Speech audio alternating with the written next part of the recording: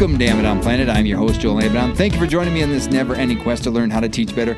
Today on episode 102 of the podcast, we're talking about one of my favorite books, The Long Haul, an autobiography by Myles Horton with Herbert and Judith Cole. I'm joined for this conversation by my son, Noah Amidon, who is freshly home from his first quarter at college. And we both had the opportunity to read this when we did his kind of year of discipleship. Kind of talked about that with Eric George a few episodes, many episodes ago, about what that was about. But this is one of the books that we read. It's one of the most influential books on me and what I do and how I do it. And glad to revisit it because I'm still learning lessons and still using things I've learned from here and how he puts things into action that I can keep learning, keep growing. And so glad to talk about it. Feels like in this episode where I talk with Noah, it's going to sound like kind of a fire hose, like an audio fire hose, because it's just there's so much in this book. And, you know, part of it is I have this false sort of thing that, hey, if I talk about a book, I can't talk about it again. But this is my podcast. I can do what I want. So I might talk about this book again after reflecting on it because there is so much in it and there's different perspectives you can take on it. And again, the lessons I've learned on how to teach better, how to interact with teachers, interact with students, interact with schools, a lot of it's going to be here. And then there's a lot of connections between what we talked about here and probably what we talked about with Kurt Candler when in his book, if you really want to help, and then Helping Without Hurting, that book too. I mean, all those sorts of things, lots of lessons, and just the idea about love that Myles Horton talks about as this guiding principle from when he was a kid. And so excited to have this conversation, excited to talk about this book for the first and maybe not for the last time. And so just want to share it with you. So without further delay, let's read the disclaimer. As always, know that we'll not be able to communicate the whole value of the book, and even if we did, it would be from our perspective. In other words, if you like what you hear, get the book. Seriously, go get the book. Right now, you can find it, I guess, probably on bookshop.org. Otherwise, this might be a good one for a used bookstore. So go find it wherever you can. Also, maybe at your local library. So just know that, hey, we're not going to get the whole value of the book, so go find it for yourself. Without further delay, though, in reality, here is my conversation with Noah Amidon on The Long Haul, an autobiography by Myles Horton with Judith Cole and Herbert Cole. Noah Amidon, welcome back. Wait, do you ever really leave Amidon Planet? I don't know. I've heard there's a separate group chat without me.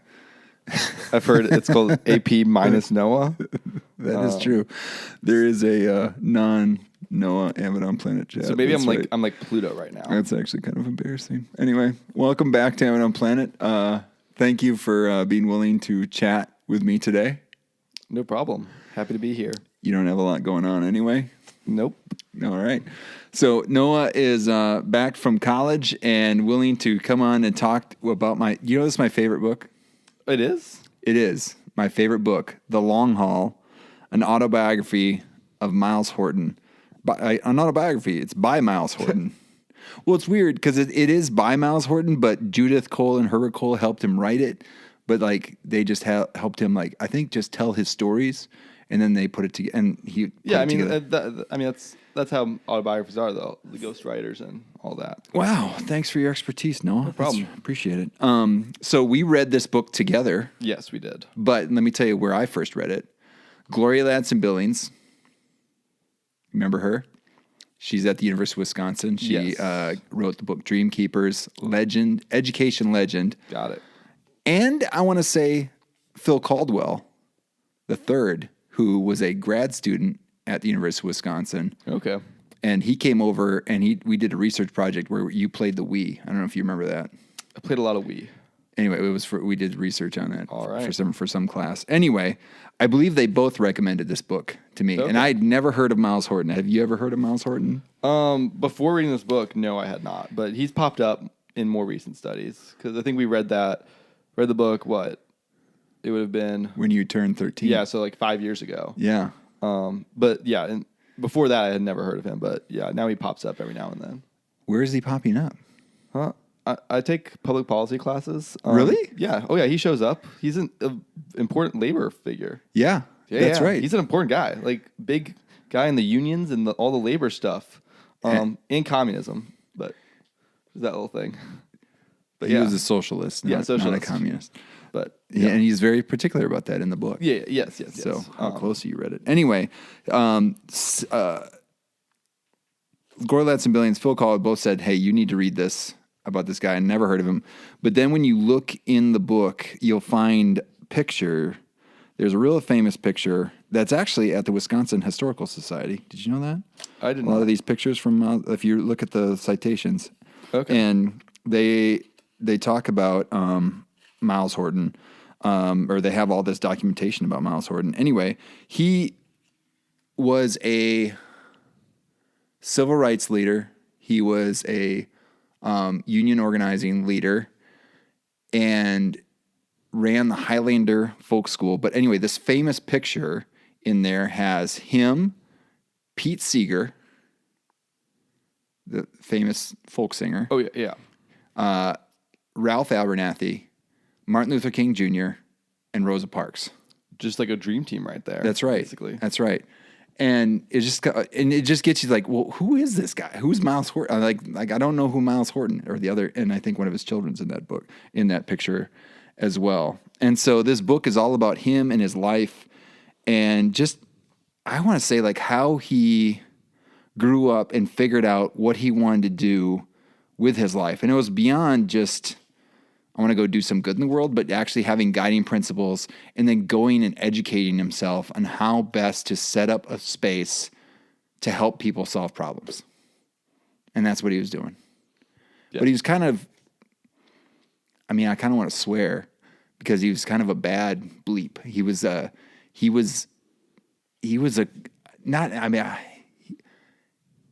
just took action. Like that was his thing. It was not just I'm going to just do it. Like, right. Yeah. Yeah. Like, and you think about when in education, and I'm a professor, talk about ivory tower stuff. Yeah. And he was not someone that stuck in there. So anyway, I want to get into this book. This is, again, my favorite book, The Long Haul, Autobiography by Myles Horton, and then Judith Cole and Herbert Cole, not the Senator Herbert Cole from Wisconsin, but education author Herbert Cole, who's got some good stuff as well. Maybe we'll talk about him on future episodes, documenting his life. And so it's just in his voice, in his words, and it just goes through things. And I just wanted to bring out a bunch of these.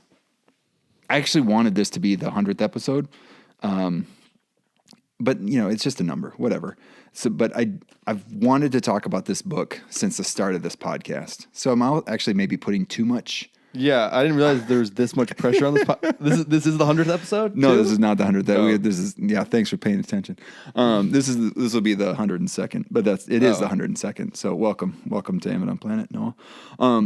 But yeah, it's one of those books that's just, it sticks with me. And when I think about what I want to be when I grow up, I think about Myles Horton.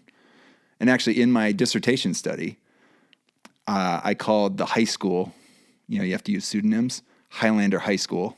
Nice. And then I called the two, my two critical friends in my study. Yeah. Ms. Myles and Mr. Horton. That's how, yeah. Yeah. This is at the core. Nice. So there's a nice quote that starts off the book that I wanted to use to kind of kick us off in our conversation, even though we've been talking probably for 10 minutes now. And this is from Mordecai Pinckney Horton from 1858 to 1934. Obviously a relative. Yes. You can hitch your wagon to the stars, but you can't haul corn or hay if its wheels aren't on the ground.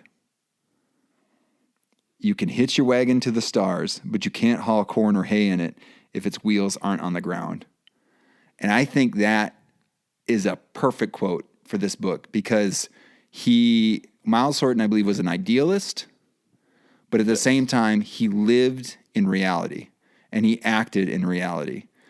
And it's just, he never everything he did was it has to be tied to action. And I think that's so very, very important. And that's a big message that I think needs to be just shared nowadays, especially just in my own education, what I'm seeing is just there's a lot of people they have their eyes set to the stars. They want to accomplish all these like huge and giant things. And they're like, all right, how can we get there? More so but more thinking like, how do we get to this end goal? How do we get to the product? Rather than thinking about like, how do we build up a strong foundation to start at the very bottom and just to start working and doing the little things and doing them very well so that we can build up to the stars. I think that's something that's been often lost. Yeah. Right now, especially.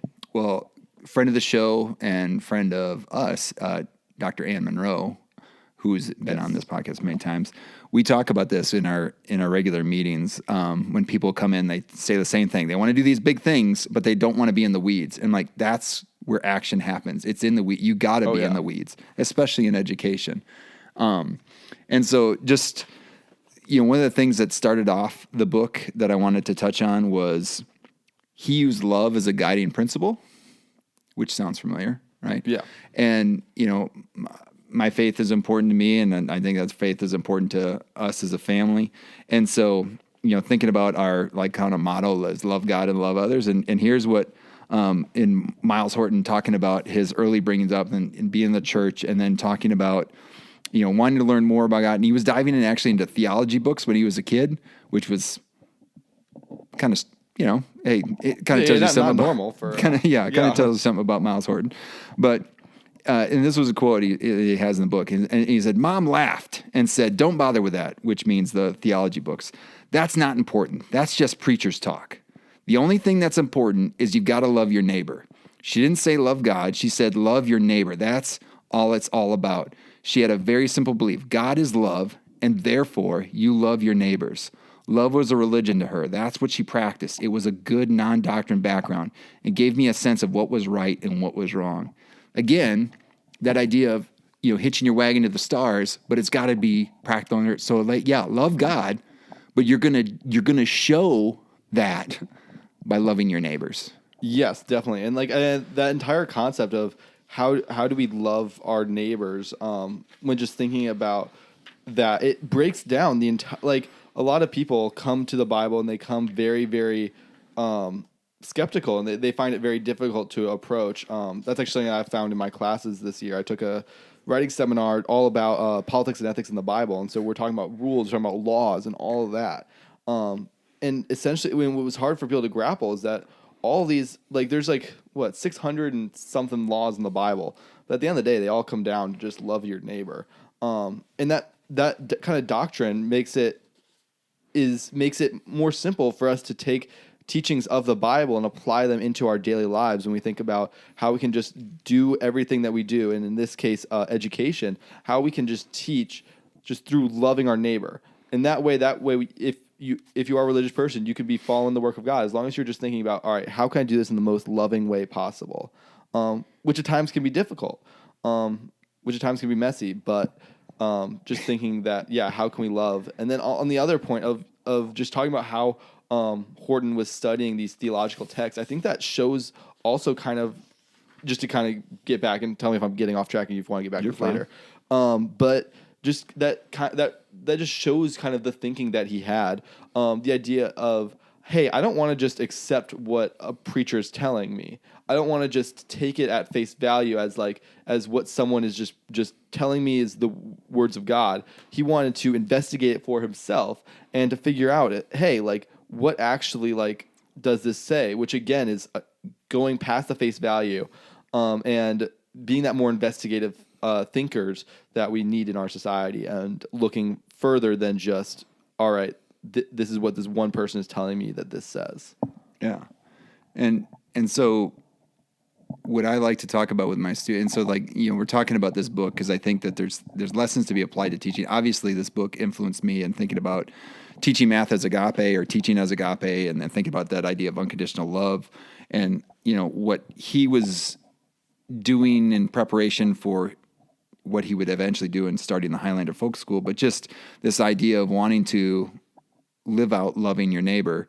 And so thinking about that from a teaching perspective, I just like it, like the idea of having a guiding principle and a guiding statement, a guiding philosophy, and then helping that help you make decisions going forward. And throughout this book, over and over again, you get to see how this idea of loving your neighbors, loving others, helping people solve problems is like guides everything he does towards, what he was trying to learn, the activities he engaged in, and eventually the things that he did in both in the labor organizing efforts and then within the civil rights movement. And so having love, like teaching, so what lessons for teaching is like having that sort of guiding principle. And I don't think there's anything better than that idea of loving your neighbor, because when you think about all he did in preparation, and so, he would go and study in Chicago with Jane Addams at I believe it's the New School, and then he went to Denmark to look at folk schools, and he went to Union Theological Seminary to learn about more, he just kept learning.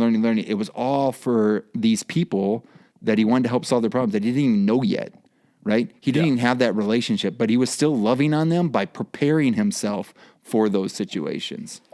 Yeah, exactly. Like the entire concept of love your neighbor takes so much different views. Like something that I just finished a term paper on was talking about how can we love our neighbors by waging war. And we just get down to like the point of like criminal punishment. Like, are you loving your neighbor by locking up somebody who could potentially cause your neighbor harm?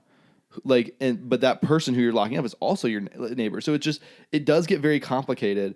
But that entire concept is also very nuanced. And it doesn't necessarily mean just like be a pacifist or you have to just do all of these things perfectly. And it does require some thought, and it can be applied to many, many different circumstances. And doesn't always look the same for every single person. That's a great lead in, Noah, because awesome. Because that's over and over again. He talks about this idea about oversimplification of these principles, because if they're not tied to action, then we're just pie in the sky stuff, right? And then what do we really mean? So like he talks about nonviolence and pacifism a lot, because he was in these groups where they were talking about nonviolence, and he had a story about a lynching that was going to be that happened in Texas. Yes, yeah. Brutal story. The man was arrested, was accused of a murder. A lynch mob developed, but then the National Guard was brought in order to protect this person. But then the National Guard would not commit violence against the mob, and then came in and lynched the person that was in jail, that was incarcerated, that was accused of this crime. Yeah. And he was on a part of this group, I think the Fellowship of Reconciliation group is a pacifist anti-war organization. Anyway, and so he was trying to say like, we're for nonviolence, but in order to stop this murder, they would have needed to engage in violence. Oh yeah. But then he said, but he was like trying to show them the hypocrisy of their ways. And like, yes, these National Guardsmen engaged in nonviolence. He's like, maybe we should have a resolution commending them for not using violence. And the organization actually did it. And he was like, wow, should I even step in the way of this? Because they did something silly. And then the leader came back, who was gone from that meeting, came back, looked at the minutes like, wait, what happened? They made a recommendation for these people that allowed a lynching? Like, no. And that's over and over again. He wanted to put people into place where they're confronted with a dilemma, and you have to make them act. And in this case, this is not right. What was happening here was not right. And so, having these principles, but there has to be, again, rooted in reality. Same thing goes for another situation that he put people in, where he had a YMCA banquet. And this was in 1928. He was in school, and he had this banquet that he was organizing, but he organized it around making a statement against segregation. So, because he invited kids of all different races, black, white, whatever, to come to where is it? In Knoxville, Tennessee. Okay. Knoxville. Everyone's going to go to Knoxville, Tennessee. Yeah. But he doesn't say it's an integrated banquet. He just says, "Hey, we need 120 people to feed 120 people." Organized it, and all of a sudden they enter in right off the street into the banquet hall, and everyone sits down. And so all of a sudden you have 120 kids all sitting together, integrated together across this room. Yeah. They've organized, they paid for they're organized, they're going to pay for this food. All of a sudden the waiting staff comes in, an all black wait staff comes in and says, we can't serve you because it's against the laws here. And he's like, well, we could leave, but we're not paying. But we ordered it. You have all the food. You're ready to serve us. You might as well just serve us the food, right? And they did. Wow. And that's what, I mean, and again, 1928 that happened, right? Wow, yeah. But and again, he would do this over and over again where he would put people, and that's why I say, like, he was strategic, thoughtful, but yet putting people in positions where, all right, let's challenge this. Yeah. Because this isn't right? Yeah. This might not be legal, but it's not right. And so let's put people in these places where we can get some action to happen, where people can see, hey, this might have been against it, but this wasn't bad to have people eating together. And that's just like the instances that, and then we can apply that to modern day and just like taking things out of the classroom, taking things out of the halls of Congress. And just like when we look at things in like their actual practical state, which is not done enough, often that can make it a lot clearer on what to do when you just think, okay, wait, these are like let's make, instead of just thinking about theoretical numbers and figures, when we take it and we make it actual people in an actual scenario, the decisions become a lot easier and there's a lot more consensus. And we can take that kind of lesson from Mr. Horton and apply that to today. Yeah, he was, I mean, just like the example that he put for not only all the kids and those are all, again, YMCA youth that were in that room. Then there are also the wait staff. And then eventually probably in the hotel that people are like, hey, we just had this banquet. Yeah. Like we kind of made some history right here. And maybe we weren't completely knowledgeable about it, but we're still here. Nothing bad happened. Nothing bad happened. And so he would over and over again talk about that idea of putting people in a dilemma where they have to act. And he actually did some kind of organizing more stuff again as a teenager, where he's like building boxes, and they're only making like a half a cent a box for when they're boxing up tomatoes or something. And he realizes, like, man, they're really underpaid. They have to make a lot of boxes to make any money at all. And then he's like, well, these tomatoes are going to keep coming in. Yeah. And if we stop making boxes, they're going to have an issue.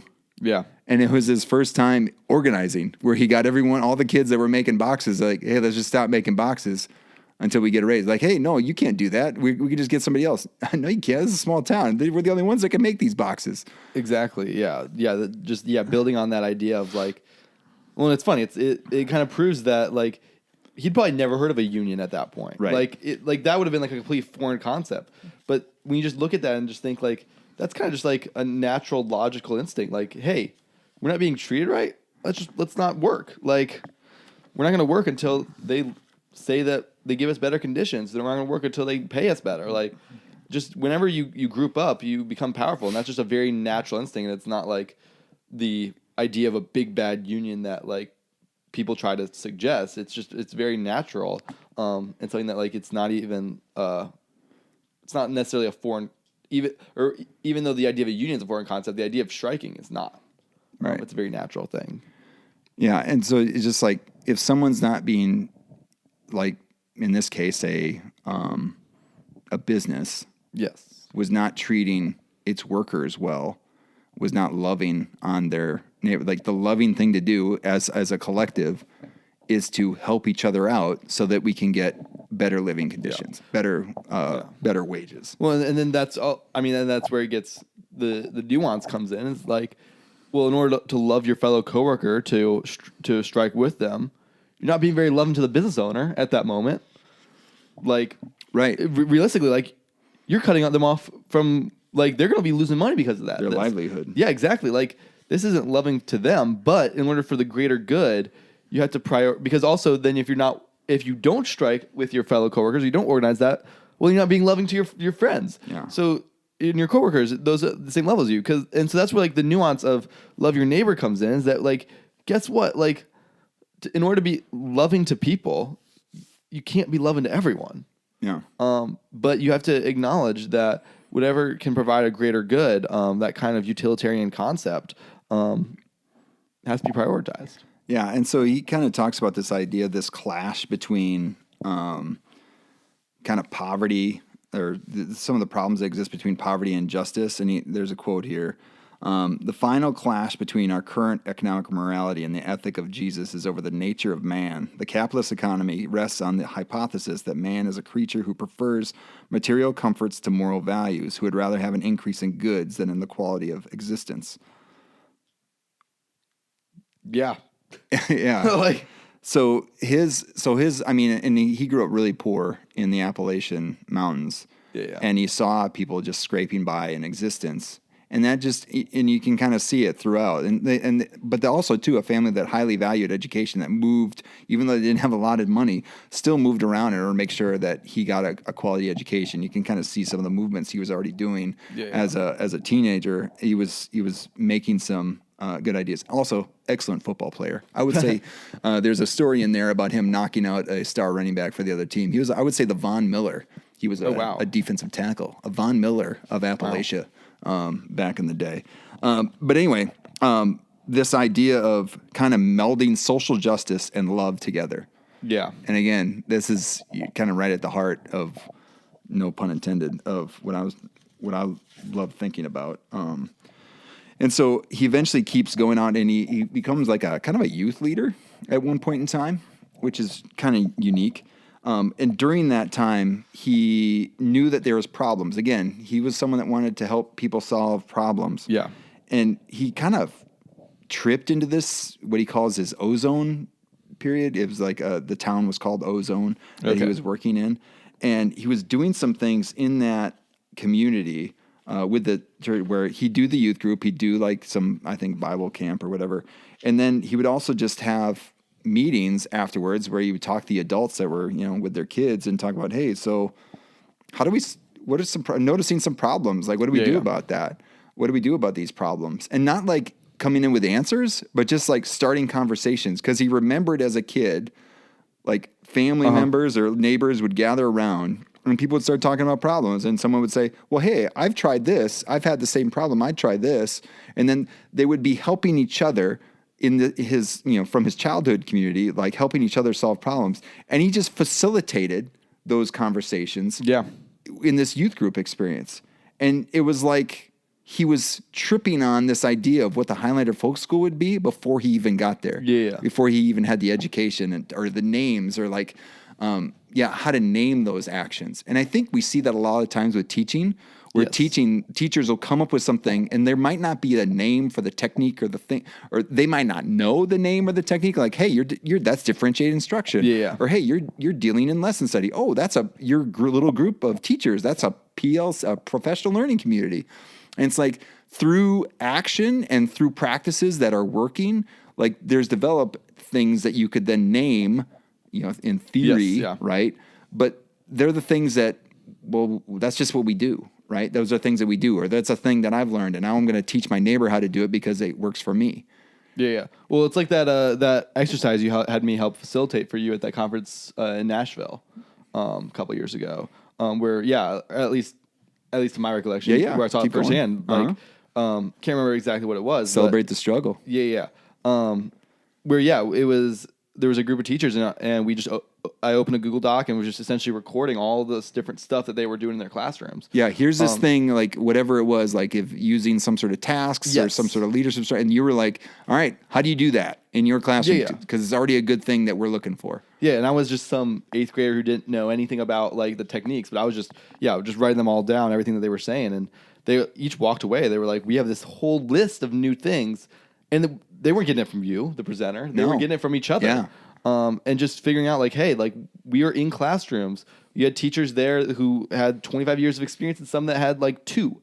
And it was just a really cool experience to see them all just being like, hey, this is something that we try and it works for us.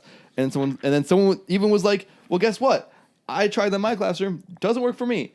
But they were still able to learn and to gain information from each other, and also figure out, well, I did this, but it didn't work. Why did it not work for me, but it worked for you? And just figure out, like, okay, let's like get all these techniques and be able to share them and just make them a better place. So now you know how the structure of that presentation came from? Bingo. Right here. Yeah. Yeah. And again, like this idea that, and you know, I'm in a place where we have PhDs and a lot of people with titles and stuff where people want to come in and say, hey, I've got the solution. Myles Horton would never have done that. Myles Horton goes, hey, let's get in there. And my guess is that he would say, like, the solution exists within this room. We just have to find it. Yeah. Right. Or maybe it's the solution exists, but maybe we need some additional resources to make it happen. And that's where he would come in. And that, again, is like all about how I love to operate. Yeah. In kind of a different sense, I've kind of started to see that with our Dartmouth Political Union. Something that we do is we've had weekly meetings where it's like, essentially we just have like a topic. And it's often a very polarizing topic. Our last one was all about trans athletes in sports. And people come in and they were like, I believe this very firmly. I believe this very firmly. But then throughout the conversation, we kind of start to find a solution, kind of to the problem that wasn't really any of the polarized options, but was just something that we were like, okay, from seeing this vast array of opinions, how can we try and like figure out a solution? And often like ideas will come out that weren't even heard in the first half of this hour-long meeting, but then like they start to come out near the end. You're like, oh, okay, like I can get behind that. Oh, wait, we can like all kind of agree on this, and it just, you kind of see that sort of idea. Like this works in a lot of different settings. Yeah. So, to get more education, so, you know, he had his vision for what he wanted to do, this ozone sort of experience, working with this church where what was cool is it was also very attractive. Like he had to give reports, I think, to the Baptist church or whatever church, or Presbyterians, I believe. Yeah. He had to give reports like how many people were showing up to his things. And like they were saying, hey, Myles, you shouldn't lie. Like these are way too big numbers. And he's like, that's how many people are showing up, because we're doing this thing where we're loving on each other. I'm just facilitating these conversations where neighbors can love on neighbors to help them solve problems, and we're doing it, and people are showing up. And but still, he felt like he needed more education on how to actually formalize what he was doing. And so he went to Chicago, then he went to Denmark, where they had these folk schools, and so he started to note the sort of like core tenets, what I would say, what would eventually come out to be the Highlander Folk School, which he saw that in these folk schools in Denmark, he saw students and teachers living together. He saw peer learning. He saw group singing, like singing. Yeah. He saw freedom from state regulation. Did see that. Non-vocational education. Freedom from examinations. Okay. And then social interaction in non-formal settings. So like, you know, basically parties, you know, a highly motivating purpose and clarity, what for and what against. So he had these sort of like core tenets that he put out, and then he would start again making notes, and he was connecting what he saw there was also connecting back to his ozone experience. And so what was kind of cool is like he saw something in practice, and then he was now seeing what these other people had done and kind of theorized it a little bit, and then making connections back. One thing he put in some of these core tenets is to organize. His thing was to organize a school just well enough to get teachers and students together and see that it gets no better organized. A school that's just organized just well enough to get teachers and students together and see that it gets no better organized. Because I think sometimes when it becomes so organized that you are a teacher, you are a student, versus, well, yeah, you might know a little bit more about this topic, and that's why you're here, but then they know maybe more about the context. So you need to be a student to the context. They need to be more of a student about this concept. And together, you're switching back and forth between teacher and student. Yeah. Or staying away from like a hierarchical kind of system where you have professors at the top who mentor their grad students, and the grad students then teach the undergrads. But stay away from that. But I also thought, I think if you're doing a good job in your classroom, you're going to create environments where you are going to see something unique. I know Meg Meyer, who is a mentor of mine, she would do the same math problem that she'd come into my methods class and she would do it. And she did it over and over again. She would always see something new. So she was always learning through that experience. And so and she got so excited about it every time. She's like, oh my gosh, I'd never seen that before. And like, so it's like, again, switching back and forth between teacher and student and being able to like learn in those experiences, not as just like a novel, but that's like, no, that's the practice. If you're going to be a good teacher, you need to be a good learner. Yeah. Right. And so like you're saying, like we got to mess with that hierarchy a little bit. I think Parker Palmer would call it, there's a dominant form of truth knowing and truth telling where you kind of see it probably in college now, where there is the expert and he disseminates knowledge down. And there is some of those cases, and it's a one-way street where it's like it's only going down, it's not going back up, versus having sort of a community of knowledge where there's an expert that knows a little bit more, but it's through our interactions with each other and with the content that we're all going to learn more. Yeah, I mean, already, that's what I've seen is like the classes that I enjoy a lot more are the professor assigns readings. You read that kind of on the outside, but then you come to class and you basically try and build off those readings with just the professor as a simple facilitator to make sure that like, we're not getting off track. We're staying factually accurate, but you're primarily learning from the perspective of the perspectives coming from your fellow classmates. That's been a much more productive way to learn and a much more interesting way to learn too, because not only are you receiving the information from other people, you're receiving it from different perspectives, because every single thing that, especially as a humanities student, every single thing that I'm receiving information, depending on the lens that you read it through, it determines how you actually will like have it like implanted into you. And so here like with us all reading the exact same text, but people reading it with different backgrounds and then hearing those different backgrounds, you're able to learn a lot more than just a professor getting up there and lecturing. Yeah. Well, also too, I find and this is another principle, is like the idea of multiplying yourself, right? Yeah.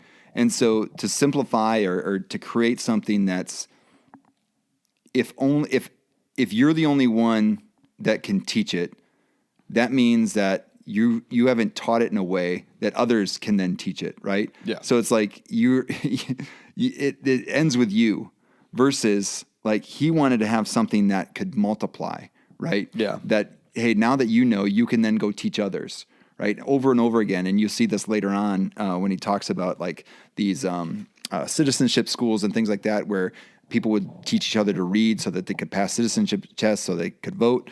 And it became clear that it would only work if everyone had to go to the Highlander Folk School in order to learn how to do that. Like it became more powerful that it could be multiplied throughout. And one of the most great stories he had is he ran into somebody in Mississippi that was running a citizenship school, which they started at Highlander, but the person didn't even know that it was started there. The person didn't even know that they actually learned. They're like, I'm just teaching people how to read so we can pass these. Like it became such a portable design, a multiplication design, that it traveled so far away that no one knew like an origin story, which is exactly what he wanted, right? Yeah, yeah. And so like this idea of in the book it says, if you're going to work with small groups and your aim is to change society, you know what you need masses of people to accomplish that. You have to work with those people who can multiply what you do, right? Mm-hmm. So that's that idea of like that it moves beyond just you, and so you do lose ownership of it, but that's, if it's worthwhile, that's what you want, right? Oh yeah. You don't want everything to have to point back to you as a successful leader. You want to be able to create a system that is able to disseminate itself, and that comes in social organizing, but also comes in business. With you talking about that, it just reminded me. I believe we conversed about. Goodness gracious, I'm forgetting his name. The economics guy, the budgeting, beans and rice. Dave Ramsey. Yes, sorry. That you just remind me of the thing I saw from Baby Steps, baby. Yeah, from Dave Ramsey, where he recently announced that he's planning on retiring because he's essentially been able to disseminate his brand into being able to make it so other people can continue his brand, and it doesn't rely on him being in the booth every day, recording, being on radio and recording podcasts. He doesn't have to do that anymore because he's been able to create a system where he's able to just leave it and it's able to just grow without him. And so, like this idea is also applied to social justice. You talk about Mississippi. That reminds me of Bob Moses, who did go to the Highlander School. Yes. And started some big voter rights work in Mississippi that's still being continued today. In fact, like I've been if you track the lineage, I was trained by someone who was trained by someone who was trained by someone who was trained by someone who was trained by Bob Moses on how to organize these grassroots efforts that are still growing even to this day. And it just kind of creates this lineage. A lot of it you can point all back to Highlander for. Yeah, well, and here, this is great, because this is one of my favorite stories in this book, because Bob Moses, Radical Equations, previous episode on a podcast where we talked to Eris Wenger.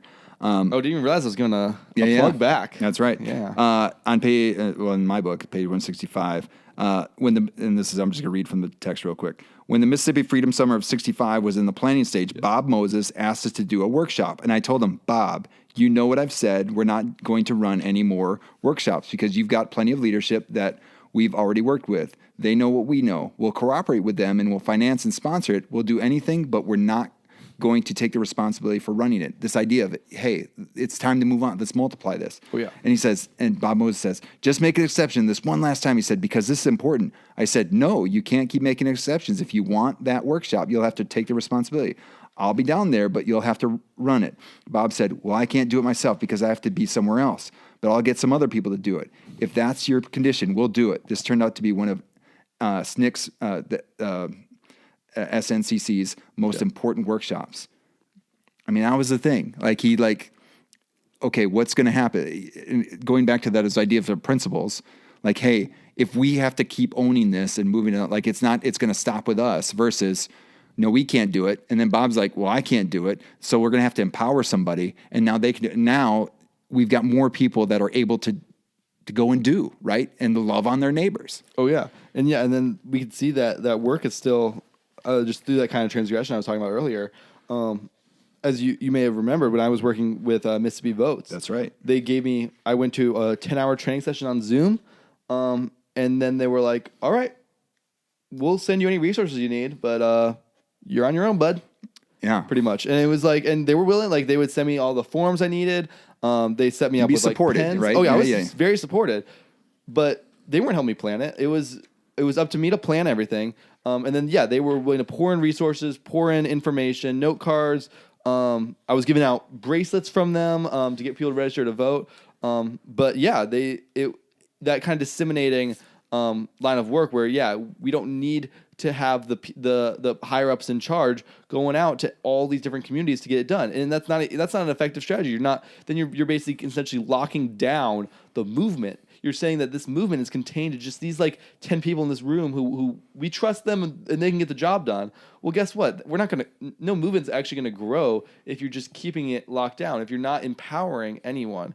If we want to go back and talk about kind of the biblical stance on that, talk about Jesus as a teacher, he didn't say, hey, 12 disciples, like, make sure I'm with you before you go do anything. Like I need to be there to like give stand you the over your shoulder. First. Like we're gonna plan this out first, and then we're gonna like use a calculator. No, he told them to go make disciples of all nations and just to go out.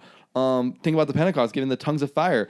Just to go out and to do all of the work, and it doesn't need to be this planned, coordinated effort. And even then, like it doesn't even just be one of the 12. Then we want to empower more and more people to go out and do the work. If we're just relying on the central core, it's never going to grow. Yeah. Well, and also to this idea of giving and taking as well. So it's not just going out and we're empowering folks and it's a one-way street from there. No, it's a back and forth. So even too, he tells a story about, they were living on beans and rice, speaking of that, at their first Highlander Folk School that they established. And all of a sudden he comes back and he sees like a bag of potatoes on the porch. And he's like, and again, he's in a very rural part of Tennessee, very poor. Oh, yeah, I've camped in Monteagle. There you go. Yeah. So that there's only, and he knew that there's only so many people that could have grown potatoes. He knew each of them couldn't really afford to give him a bag of potatoes. But then he said to himself, whoa, you elitist, you elitist person. You give your clothes to people and you enjoy doing it, yet you would deny them the privilege of giving something to you. Right. Wow, yeah. So not only just in this idea of, learning but this idea of who's doing the giving. In a community, everyone's engaged in the giving, right? And is receiving, right? It's not just a one-way street. Like, I'm not just going to go give to you so I can make me feel better, but no, like allowing others to give to you. And I think that's a problem too for some folks. Like, are we willing to accept help? Right? Yeah. Right? Or do I have to always be the one giving? So like, even if, in a classroom, if I'm like the expert teacher, well, can I go to that second year teacher? Oh yeah. And I've been around for 15 years, but I bet you I could still learn something from them, right? Or they can still give me some ways of doing things that I haven't learned before, or even too my students as well. Yeah. Is your student in your calc class coming up with a new method to revolve this line? And do we empower that and learn from that and potentially teach that to the next crop of students? I think Coach Bauman has the Noah method that he was teaching. Oh yeah, for a little bit. But, wow. Yeah. I know that. So selfish plug, right there. Exactly. Yeah. So there's some other getting into some of the nitty gritty of the Highlander Folk School, from within the book. I mean, I could do a couple episodes on this book, but he had this thing. The idea of the citizenship school was, again, someplace where they learned. People would learn how to read so they could pass a citizenship test so they could be registered to vote, right? And that was a big thing in the South. More importantly, that was barriers for people to slightly problematic. Yeah, exactly. Yeah. But he would keep visualizing the solution, and I like that because sometimes as a teacher we'll come up with a new strategy or something, but do you visualize everything? I mean, he would talk about visualize. Well, how often could you meet? These are people that might not normally be in a school setting, and you'd have to have them come to a school. So, okay, so every day, no, that's probably not going to work. So maybe twice a week. Okay, twice a week, that'd be good. And then how long would that be? And so he kept visualizing what this solution would look like, and then he would reverse it and think like, okay, is there another way completely? If we got rid of everything and start over again, what would it like? He kept going over and over again, and then actually having then to put it in practice and see what does it look like in context for each of these places in order to get these citizenship schools to happen again, so they could be repeatable. They didn't have to have all this curriculum and whatever, but they could just happen with somebody who maybe doesn't identify as a teacher, but was they use a lot of times they use the person that owned the hair salon in town. Again, an independent businesswoman that didn't need support from people that didn't want them to vote, right? So someone that who should be running these places. And then just this idea of, there's another thing about don't worry about the insignificant things. So, for example, they were doing these schools and workshops in places where people work with their hands all the time. Okay. And so they would hand them pencils. And he said that pencils would be snapping all over the place because these people had such strong hands. Yeah. And he's like, but he's like, don't worry about it. We got plenty of pencils to go around. And it was like, that's the fact that they're in the room, they're doing the things, and we're snapping pencils, but it's okay. Like, hey, that's an insignificant detail, an insignificant thing.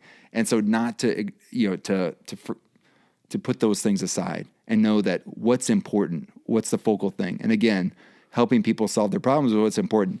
The fact is that we're running through pencils all the time. That's not that big a deal. Yeah. Right? Or take it to the classroom, like that one kid that just needs to be standing up to do his work. Like, or you remember you would perch on your desk in Ms. Parrish's classroom? Yeah. I can drove sit me still. Nuts, man. Holy cow. But yeah, insignificant. It was insignificant because it bothered me, and I was like, that's not good. But then seeing Ms. Parrish, and she's like, no. She says that's, and there's a kid sitting on the floor. There's kids, standing up, but everyone was paying attention to you. That was what was paying attention to her, and that was what was significant. Was the fact is they were you all had indicators of engagement. Didn't matter where you were, located in the classroom. Yeah, but, that was kind of the idea there, like this idea of having a mindset about what's important. Right. Yes. Yeah. There was some bad things that happened at the Highlander. Not some bad things, but I mean, eventually there was people that did not like that he was leading organization movements, things like that. There's people in power that did not like that, and eventually their first location got shut down. People in power didn't like small workers rising up? Yeah, did not like that. Yeah, and then didn't like the civil rights movement, and then so in the 25th anniversary, there was a picture of Martin Luther King Jr. In one of the classrooms, and there's a big like billboard that says "There's MLK in a communist school," and yeah, I mean, it was one of those things that where people just were, against what they were doing, right? Yeah. And so one time they lost their land. Someone put a padlock on them, on their door, and they had to completely move to another location. But still, just again, conviction, and that didn't stop them. They kept going on with their work. I guess the other, there's so many other things I wanted to talk about, but the idea of trusting the students in this case.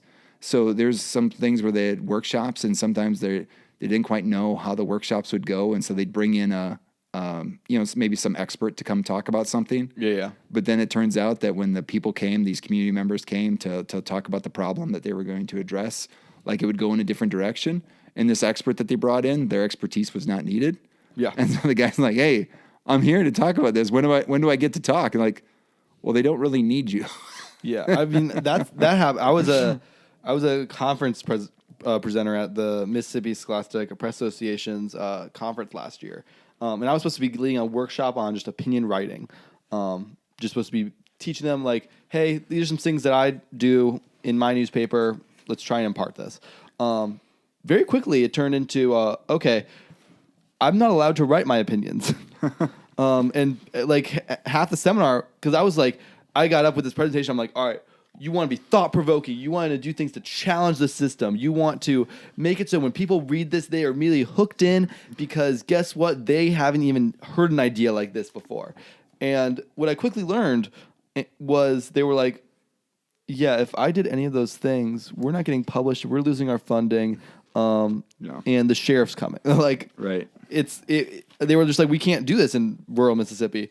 And so I was very quickly, in the best way possible, shut down. But what happened was we still were able to see a very fruitful discussion take place among those who did have these sanctions on their newspapers, where they were like, well, I'm in this newspaper out here in the Delta. Everything that we publish in our opinion section has to be approved by our school principal. Oh, wow. Well, so we do this and this strategy in order to kind of be able to like make sure that we're still promoting an interesting section, something that's interesting, that people want to read, but doesn't necessarily get people angry. And we can still have thoughts about our school. We can still say, hey, we think that this lunch policy of we should have an hour-long lunch. Well, guess what? We were able to sit down with our principal and be like, hey, do you mind if we just want to say that the students would think that we should have an hour-long lunch instead of a 30-minute lunch? Are we okay to publish that? We just want to share that this isn't a thought that students have.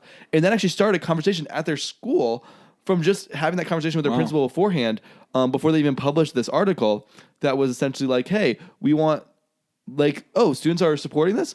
And then the principal was even like, well, could you actually find a student that says that, no, I'd rather have the 30-minute lunch? And they were like, sure. And so they found people on both sides and were able to publish this kind of versus article.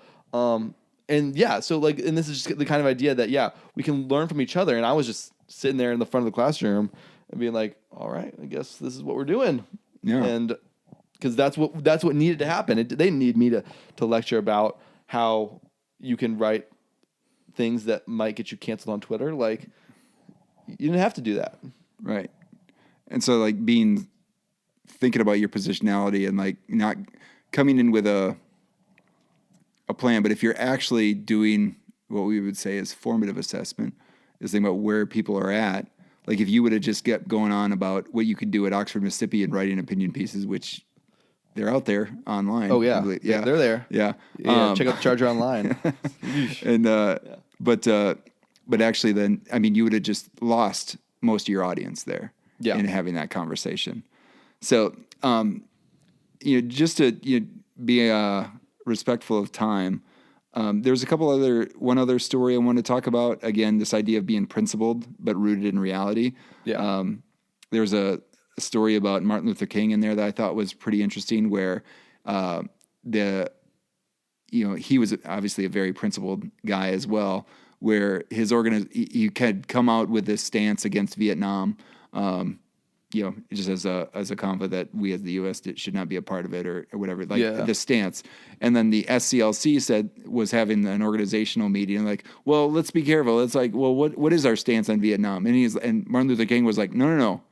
This is my stance on Vietnam. The SCLC, you can have a different stance, but this is my stance. Yeah. And so then, again, this idea of confront with a dilemma. And so basically at that point in time, the SCLC had to say, like, oh, are we with Martin Luther King Jr. or not? And it was like making it like known, like, no. And my principles, I cannot do this I cannot be for that. And so if you want me to be a part of this, which they did, then you need to have the same stance as well. Again, confront with a dilemma and make the actions happen. Yeah. Over and over again, there are examples in this book where that is the case. Yeah. And we shouldn't have to, just if you're a part of an organization, you shouldn't have to agree with every single part of that organization, be part of it. If we don't have nuanced opinions within individual organizations, then we're essentially entirely lacking. We're essentially just silencing the power of that organization if we're just simply saying that we need to be all on one page. Well, guess what? We're never going to get anywhere, and we're actually going to become worse off because we're not having nuanced opinions within ourselves. Yeah. But I could go on and on for hours, as you know, but yeah. Well, one of the final things that I thought was really important here is within the book, and one of the core tenets, and you kind of see it, when I said before in the picture was Pete Seeger, one of the great folk singers. Their thing was also, if we're going to do this work together, we need to do life together, which meant eating together, breaks together, being in, and they're in a rural setting, being in a natural setting to experience God's creation together, singing together, dancing together, all together. And this was, again, he's doing things in an integrated way, way before the civil rights movement was happening. Yeah. And so again, that was another reason why people didn't like what was going on at the Highlander Folk School. And but this idea of that stress, like, this is important. No, it's not just something, we should probably do that. That's probably good. No. That's part of how we do the work, is by doing that. If you're talking about building relationships, about blurring the lines between student and teacher, let's have coffee together. Let's have a meal together. Let's sing together. Let's dance together. Like all that sort of stuff that's happening together. And this idea of we're doing life together. Yeah. And I think that's really important as I'm finding that as being a part of a small town, which is where we're at in Oxford, Mississippi, is like, there's lots of blurred lines between, community people and school and teacher, and you're doing life together. You see people at the grocery store, you see people at the game, you see people in the Grove, you see people, at church or whatever. And we're doing life together. And I think that makes the work that we do better as well. Yeah. Good. Yeah. Yeah. All right. Noah, anything else? Wait. Okay. So you've had your first semester of college? First quarter. I'm only a third of the way done. Sorry, yeah. First quarter of college. This is about teaching. This podcast is about learning how to teach better. What's one thing that you saw, you're like, hey, that was pretty good with regards to teaching? Yeah. Or what was the best thing you saw? I mean, I think I already kind of highlighted on this, but and this is a much more higher ed principle, but the flipped classroom. I love it so much. So what do you mean by that? All my classes are flipped classroom, which essentially means that you do all the essentially information dumping. That all happens on your own. They send you things to read. One of my professors even had a video lecture that we would watch for the class.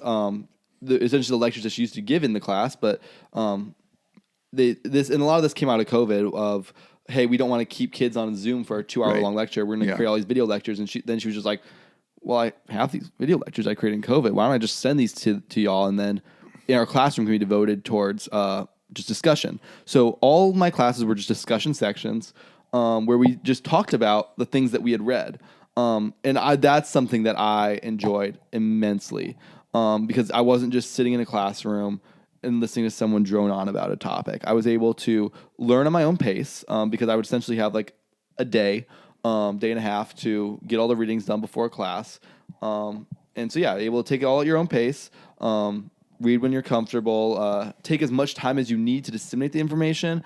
If you're reading something, you're like, oh, that confused me, or, oh, I don't know the background of this. You can Google it right there. You don't feel like you're being disrespectful to any professor. Right. So that's something that I really enjoyed was the flipped classroom. And then, yeah, you get inside and you can have discussions. And, yeah, that's something I really enjoyed. Awesome. Well, as always, Noah, I appreciate you and appreciate your willingness to join me. Or, I appreciate you as a son and appreciate you on Amidon. No problem. I get dinner now, right? Yeah, we get to eat. All right. Thanks, Noah. All right. No problem. Well, that's fun. When I asked Noah to join me for this conversation, I knew he had read the book, and I was searching for different folks to talk to me about this book. And just, there's a couple of people I'd asked and a couple of people I thought about asking. But then knowing that we had read this book as part of our kind of year of growth together, and why not? And he loves to talk about it, and he has ideas about organizations and taking action, and it's kind of what he wants to do. And so why not? And, part of the thing I talk about with this podcast is, hey, get an opportunity to have a good conversation. But so getting to have a good conversation with my son and then getting to share that with others, that's good. I'll take that. I'll take that every day. All right, that's going to do it for this episode of Amidon Planet. Show notes can be found at amidonplanet.com/episode 102. Now, for those of you looking for ways to support the podcast, you can subscribe, rate, and review, and share this episode, which will allow more people looking for similar content to find it. In addition, you can subscribe to the Amidon Planet download, which is containing teaching resources and updates from Amidon Planet. You can also submit a question, comment, or suggestion to the mailbag by sending an email to joel@amidonplanet.com. In addition, I'm always looking for opportunities to work with those who are looking to lead people to love others through teaching. If you have an event or opportunity to share, you can either send an email to joel@amidonplanet.com or head to amidonplanet.com/about to fill out the request a call form. Finally, check out the Amidon Planet store or Amidon Planet bookshop. Links are in the footer at amidonplanet.com, where your purchases support the production costs of the podcast. Thank you for spending time on Amidon Planet. Thanks to Noah for sharing his time and expertise and his perspectives on the book. Thanks to Matt Mifflin for the music in this episode. And finally, thank you to all of you out there learning to teach better and be the good in the world by investing in the lives of others. This world is a better place because you have decided to use the gifts you've been given to serve others. Thank you for all that you do. Peace.